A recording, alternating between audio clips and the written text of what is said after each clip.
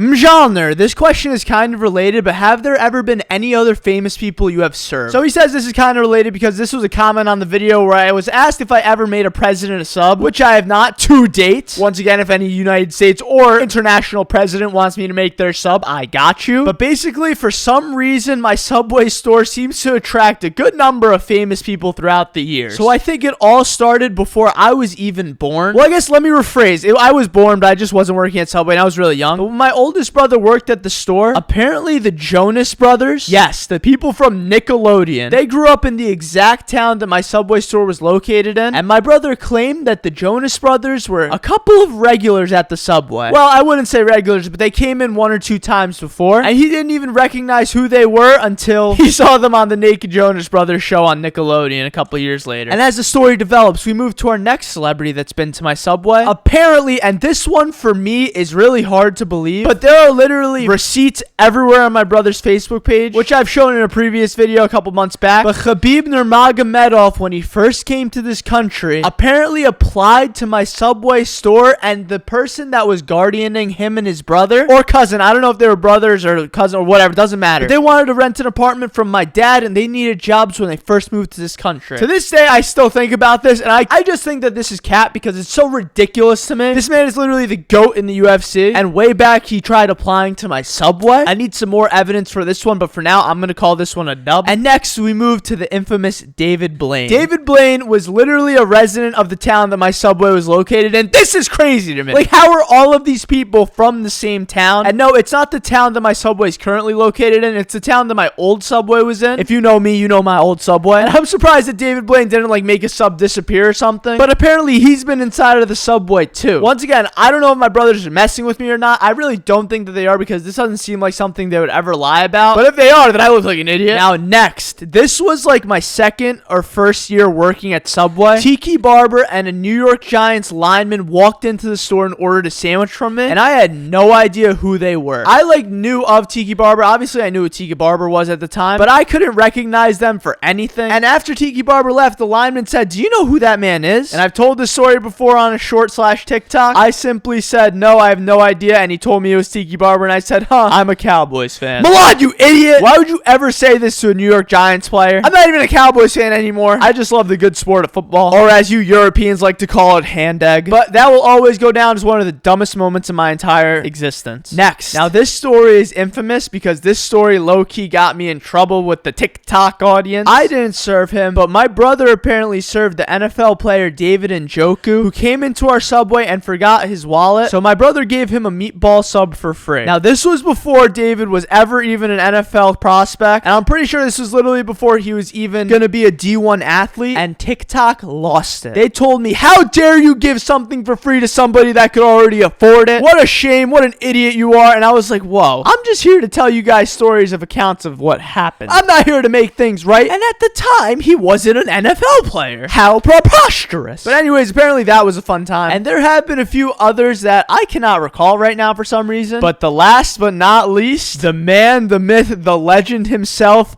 Milad, has been to my Subway. Now, if you don't know who Milad is, it's simply my alter ego that makes TikToks and YouTube videos online. It's really crazy to me how all of these people have been to the Subway stores that we used to work at and own, and now it's kind of come full circle back to me. I mean, I'm definitely not famous. I don't ever want to call myself famous because I think that's such a cringe word, but it's literally as if, like, all of these experiences were just stories that could be told later on in the form of a Subway worker. I am forever grateful to every single person that has ever come into my Subway store, famous or not. All of them are beautiful people, and I might have missed a few of them. Yo, if you've ever been to my Subway store and you're a person that I should know about, or if you've just ever been to my Subway store in general, I need you to leave a comment about how your experience was, or you can leave a Google review. I mean, those things are pretty entertaining, right? Cue to the 5,000 comments about how I, like, gave them a free cookie and miraculously saved them with a kidney transplant. If you're not subscribed to the channel and you don't have bell notifications turned on, please become a lad and do that. Peace and love, everybody. Have a beautiful and blessed day, and remember, eat fresh. Peace!